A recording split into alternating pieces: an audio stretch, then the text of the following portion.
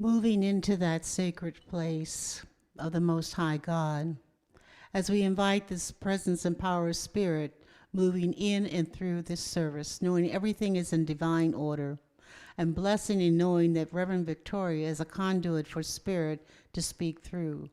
We are open and receptive to the words of truth.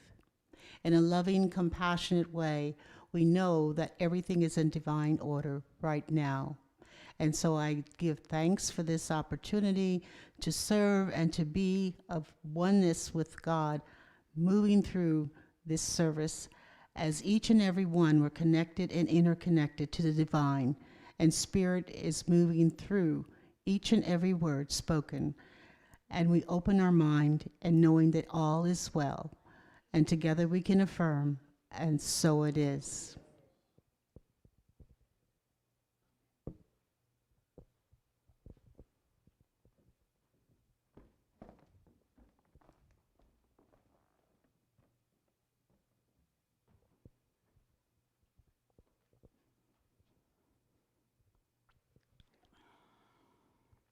It's so wonderful to be here with you this morning.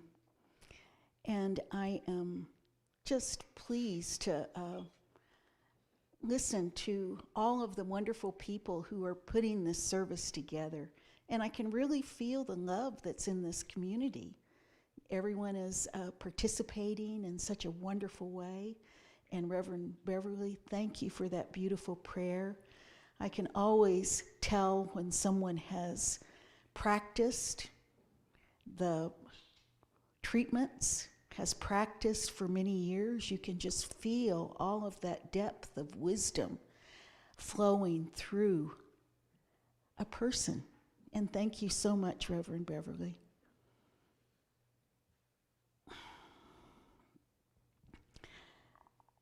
And I'll say my name one more time, because I like to be seen, and I like to see everyone too, right?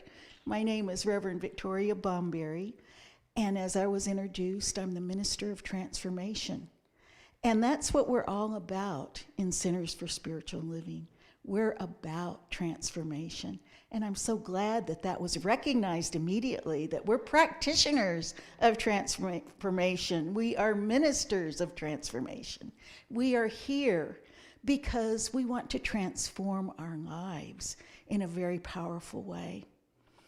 And this year, Centers for Spiritual Living is celebrating timeless wisdom, evolutionary vision.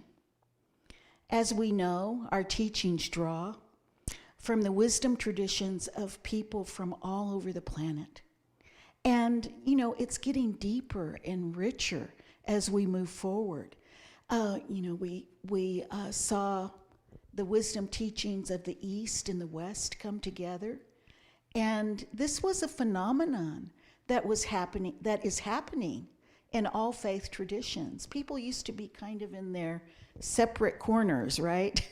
You're over here, they're over there, they're over there. And there really wasn't that contact ground where people came together and talked about these wisdom teachings that we all have. We even have a history of thinking there's only one way.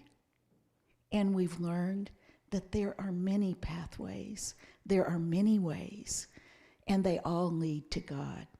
So this is something to celebrate as we move into this year of timeless wisdom, because it is timeless. Those things have been planted in us from the very beginning. And here we are. We're coming together, we're connecting, we're creating something new. And that's where the evolutionary vision comes in, right? We're creating and transforming into something very new. All of these golden threads of each one of these traditions underscore the truth that in reality we are all one. And this month's theme is a pause for guidance. What a great time to have this pause. You know, I forgot my mask up here when I came down, And we're in a time where we have to be more flexible, right? We have, and I believe everything that occurs in this life teaches us something, right? It always is teaching us something.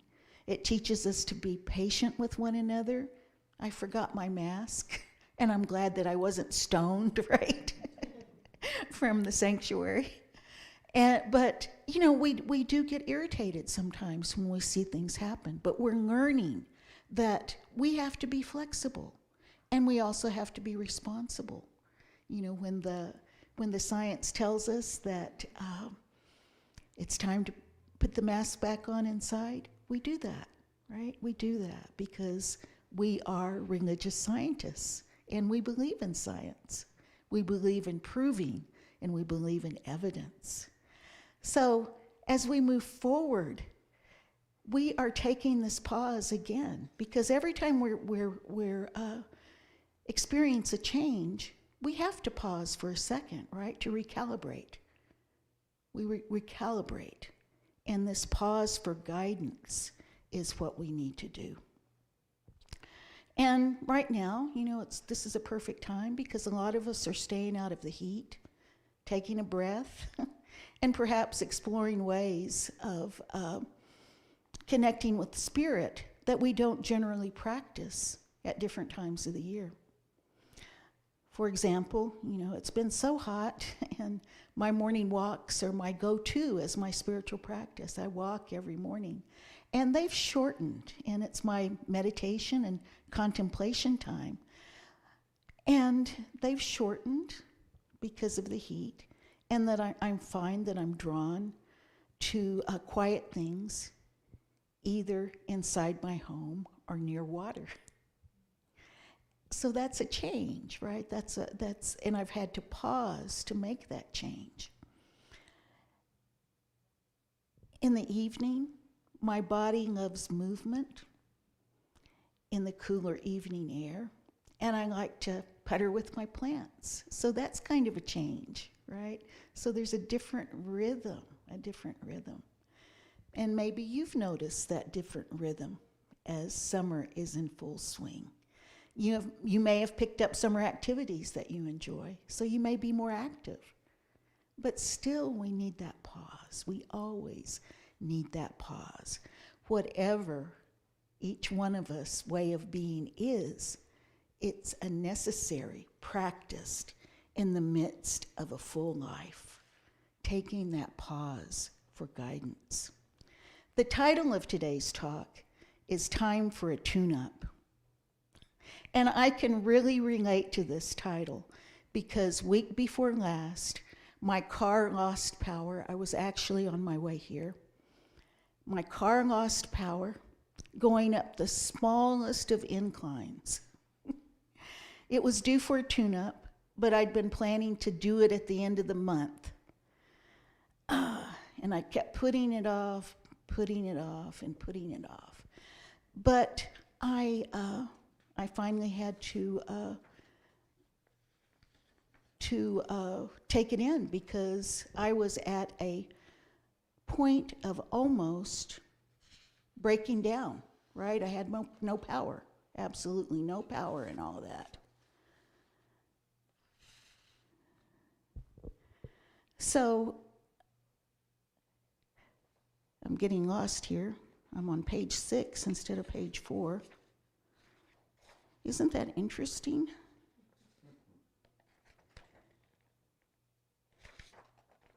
Very interesting. It looks like I have no page 4. So I'm just going to talk. So in all of that, what I learned is this is, these things happen. You know, we may be thinking, I need a tune-up, but we put it off, right? We keep putting it off. We don't listen to that inner guidance that's telling us it's time for a tune-up.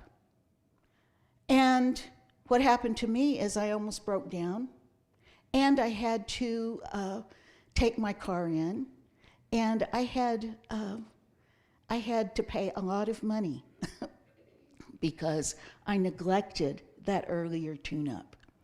So, we're just like our cars in a lot of ways. And I said before, everything that happens in this material world is a part of Spirit teaching us lessons that we need to do. Every technology that we have created comes from Spirit, and we learn from it. So our cars can be great teachers as well. Our cars can teach us about the maintenance of our body, the maintenance of our spirit, and the maintenance of our mind. So as we move forward, right, and we're thinking about a pause for a tune-up, it's something that is absolutely necessary. That's a necessary part of our spiritual practice, to be there for this wonderful, wonderful tune-up. A few years ago,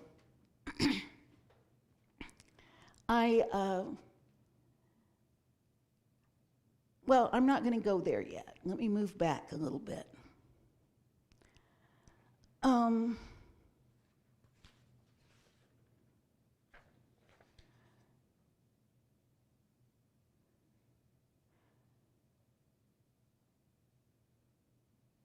trying to get my sense here again. A few years ago, I experienced something that I'm going to call a dark night of the soul. And I had been practicing. I had been in New Thought for years when this occurred. And this dark night of the soul brought me to a place where I really had to take a pause. And what I realized in this, that those tune-ups that we do, even when we're practicing, sometimes we get to a point where we take a deep, deep pause. And that's what that dark night of the soul brought me to. And I'm calling it a dark night of the soul because I lost all sense of joy in life. And I am generally, I have my ups and downs like anyone, but I am generally, kind of almost pathologically a Pollyanna. I am happy. I am joyful. I look at the best, right? Even if I can see, the things that are going around that are not the best, I look on the bright side. That's a part of who I am. And yet I came to this point when I was in this dark night of the soul. And the dark night of the soul is a term that was coined by Meister Eckhart, by John of the Cross, back in the 16th century. And he wrote a number of poems and descriptions of what the dark night of the soul is. And it really is a soul thing. It's not necessarily a psychological thing, although we know all of these things are connected. It's a real soul thing. It's a soul thing. And what I learned from this dark night of the soul is that I was experiencing an incredible sense of separation from God. I didn't know that was what was going on. I didn't know how I got there, but I felt this deep sense of separation from God. And what I learned from this dark night of the soul is that I had to walk through it. I couldn't ignore it. I couldn't deny it. I couldn't put a pretty face on it. I couldn't just look on the bright side. I had to actually walk through it and experience it fully before I got that revelation that God was doing its work in me. God was doing the work in this pause when I just had to completely dissolve into the dark night of the soul. And in doing so, what happened? That dissolution of self. I could have gone on and put a bright face on it.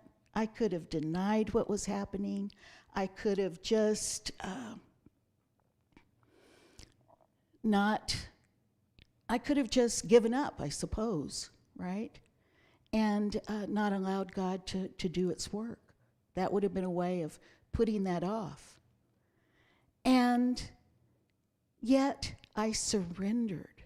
I surrendered to that dark night of the soul. And I found that there was something in it that I had to learn. I thought I knew a little bit about faith, right? I thought I knew, well, maybe I thought I knew a lot about faith. But I realized I didn't. I realized that I had to step back and even learn to trust, right? Just to have trust before I could take that leap into faith. And it was an amazing thing to have these little revelations. I mean, they were major revelations that I needed to learn to trust God. And when I did that, I realized, oh my gosh, when I'm alienated from God, I'm alienated from each person. I'm alienated from everyone in my life, everyone I love. There's just this stop of flow because I am alienated from life, from God. God is life. God is good. I was alienated from all of that. So that meant I was alienated from everything. I was alienated from nature, which gives me so much. You know, when I can walk, I'm just like filled up. When I see the birds singing, I'm filled up. But none of that was bringing me joy. So that revelation that I was alienated from spirit, from life, brought me to this place where I moved into trust. And it was sort of like having to learn, you know, those basic things that we hear of people being in accidents, and they have traumatic brain injuries, and they have to learn to walk and do basic things all over again. It was just like that. I had to learn how to start at the very, very beginning of faith and start by taking that step toward God in trust, trusting that God is all there is. And because God is all there is, I can trust that. That's a truth that I trust. Then I could put my faith in that. So what I did out of all of this, after, you know, this major pause, right? And losing myself, letting myself dissolve, I realized, okay, if I'm alienated from God, first I need to connect with God again. I need to have that connection. And for me, you know, that meant several different things. It meant that I needed to step into my community more fully. It meant that I had to make sure that I had people around me that were supportive, who understood what the spiritual journey is about. And that's why we have these centers, because I know that there's many people who are drawn to us because they are experiencing something difficult in their life, and they're moving through it. That brought me to that real compassionate place of acknowledging that there are difficulties in life, and we can walk through them, and we can know that we are fully supported by God, and we are fully supported by our communities. We are practicing love in our communities. We are practicing this supportive environment. We are creating that. So I did that. I started being more active in being aware of my spiritual practice. And I had to go deeper. So Ernest Holmes, since I've jettisoned my notes, I don't know if I'm going to be able to put these quotes up there. So I'm going to start with Meister Eckhart. So Meister Eckhart reminds us to be willing to be a beginner every single morning. Be willing to be a beginner. I had to learn that in a really big way, right? I'm beginning over. I'm beginning to take just one step toward trust. And if we watch little babies, right, those steps can be very clumsy, right? The first steps, right? They're really clumsy. They fall down. And I had to be gentle with myself. I had to accept that. Well, I might fall down. I might not feel like I'm actually walking yet. I'm not taking a real step. But every single thing is actually progress, right? And what I know is that even a tiny shift makes all the difference in the world. It makes every difference in the world. So we have to be willing to be that beginner every day. Wake up in the morning. You don't have to be in a dark night of the soul. Actually experience those deeper truths and that timeless wisdom. The poet Mary Oliver asked, "What will you do with this one wild and precious life?" I answer, pause, tune in, and most of all, tune up to the higher vibration of spirit. I know that God is in me and I am in God. The brilliant light of love surrounds me, and I send that love to everyone. Ernest Holmes, the founder of religious science, writes, "You are to find the roots of your life in pure spirit. Lose your sense of being separated from your good, and you will find that you are united with it." And that's from Ernest Holmes, This Thing Called You. So as a part of your tune-up, and what I learned from going through this dark night of the soul, is that I lost all joy. So I had to focus on a God quality. I had to find myself in spirit.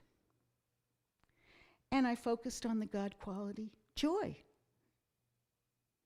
And most of the time, I think most people would describe me as a joyous person now, right? I found a deeper joy. I found a more authentic joy by going through life and that experience.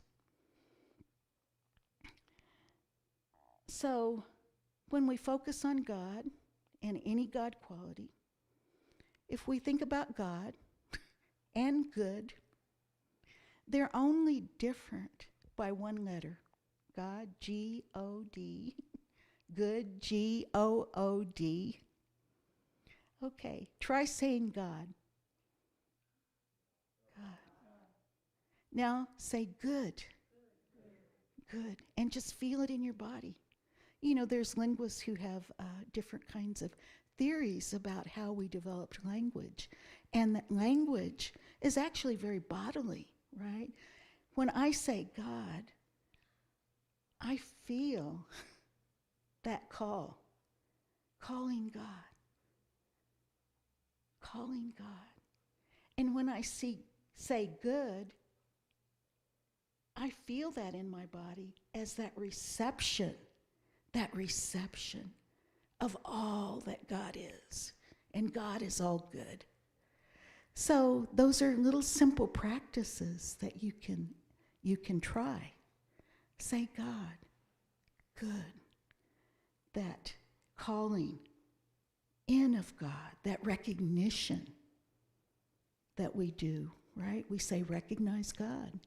That's the calling of God. And the answer is always good. That reception is good. And feel how you open to receive when you say those two words together. God, good. You're open to receive. I can feel David's rapture when doing this simple practice. Surely goodness and mercy shall follow me all the days of my life, and I will dwell in the house of the Lord forever. A lot of us memorize that as children, right? And in that memorization, we were preparing the ground to really experience that good and mercy. Ernest Holmes says, you should let go of the lesser in order to experience the greater. And this is not a bad bargain. If you lose a sense of unhappiness, you will become happy. And I'm testifying to that. Yes, you will. If you lose a sense of confusion, you will be at peace. This is not the easiest thing to do. When you are in pain,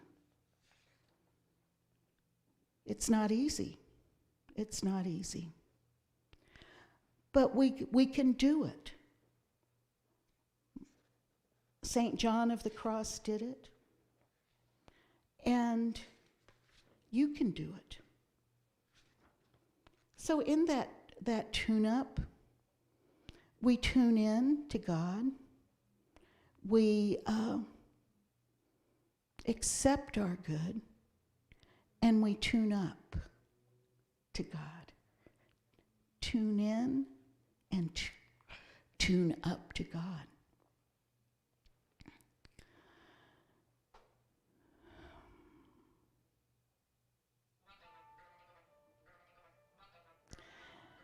And Ernest Holmes also says, when you're in confusion, it's hard to affirm peace. When you are in want, it's hard to affirm abundance. But this is the true meaning of losing your life. What you lose is a false sense of being. You are trading in the unreal for the real, the false for the true. If you want to be in the kingdom of heaven, forget hell. This week when I was riding with a driver to pick up my car, he asked me what I did. He asked me if I was still working, and I said, yeah. And he said, well, what do you do? And I said, I'm a minister. And he immediately started talking about all the things that he didn't like about church. And it was really interesting. But you know, the one thing that he did say, and I felt like I could be of service here, he said he was tired of people telling him he was going to hell. Right? And so I talked with him a while, and I said, well, you know, in our faith tradition, we don't believe in hell, any hell, except the hell that we create ourselves. And I said, there's not a punishing God that's sending us to hell. We're the punishers. We're creating that. That's directly from our teachings, right? And I think it gave him pause. I think he stopped to think about it. And from there, we started talking about love. And he started talking, and he even said, well, I understand that I have to love myself in order to love others. So he was taking that first step from alienating himself from the church and taking a step toward God, right? So dissolving those old false beliefs and taking maybe just the tiniest steps, right, toward the real, from the false to the real. And, all of us don't have that amazing experience that Saul did, right, when he was on the road to Damascus, where he fell on the ground and the scales fell from his eyes. We take those small steps. We move toward God, a tiny step at a time, and yet our lives become brighter. They become more aligned with our values and with our good. So as we move through this, don't be impatient with yourself. We're on God's time all the time. We don't know, we have no idea what another person's journey is. We may see someone like going lickety-split down that spiritual road, and we think that we're way back, we're way back in the pack. But we're all taking our steps in divine right order. We are spiraling upward. We're always doing that. We're moving upward. We're moving into the real. And we do it in our own time and in our own way. Let go of the lesser in order to experience the greater. Call God for your good, just as we did in that little practice. Know that you have everything you need in your spiritual DNA. Allow it to express itself. That is what we are here to do, to express our highest self. Each one of us is magnificent. The Buddha reminded his students of this when he would say, "O noble one, remember who you are." At a turning point in the life of Sammy Davis Jr., a rabbi told him, "A man is made in God's image and therefore is endowed with unlimited potential. His most important responsibility is to live up to whatever is within him." God is within. The kingdom of God is within, right? And all we have to do is wake up to it and live up to it. That's what that tuning up is about, that tuning in and that tuning up to God. We see the same truth coming from the timeless wisdom we have received by tuning up to God and God's good. And let's take a moment to tune up in this short meditation by Thich Nhat Hanh from Call Me By My True Names. So I'm just going to invite you to just take a breath. And you can keep your eyes open or close them, whatever feels good.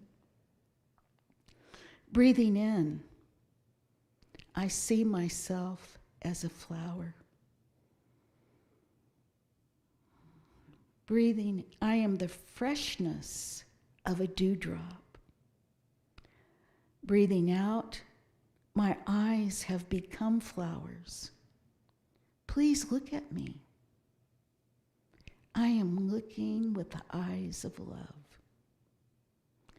Breathing in, I am a mountain.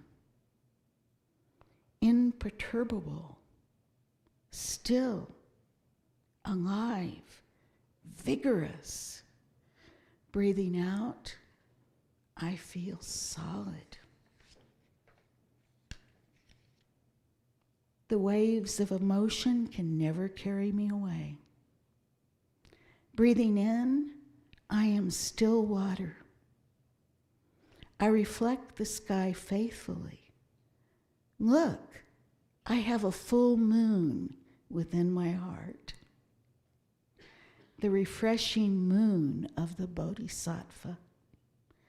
Breathing out, I offer the perfect reflection of my micro-mind. Breathing in, I have become space without boundaries. I have no plans left. I have no luggage. Breathing out, I am the moon that is sailing through the sky of utmost emptiness. I am freedom. Okay. Open your eyes. Settle into that freedom. Pause. Take that time to pause. Tune up to God. And we will know the real from the unreal. And we will live the real. Let's turn within. Oh, and taking that deep God breath. I'm so grateful to recognize God in this moment. I'm so grateful for each and every person who is here today. I'm so grateful that we are ready to live our values, that we are tuned up, we are tuned in. We call God by the name that we know that we want to amplify in our life. We know all of those God qualities. They move in and through us. They are a part of our DNA, our spiritual DNA. It is the gift that we are realizing in this very moment. Each and every person is realizing that part and expressing that part of their spiritual DNA that is theirs to express in this life. Living the fullness of life, living the wholeness of life, being in this incredible, incredible flow of the universe that is ever expanding. And I'm grateful for all of this. I'm grateful for the commitment. I'm grateful for the fellowship. I'm grateful for this loving community that provides that space that expands for exploration of everything spiritual, for that deepening. And I know that as we call to deep answers,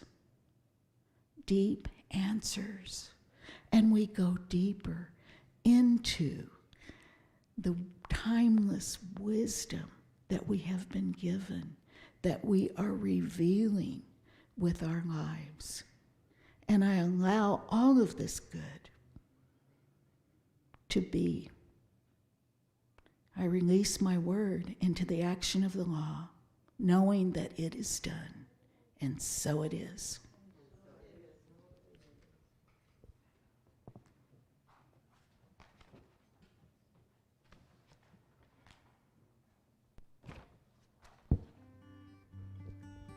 Thank you for joining us for our Sunday service.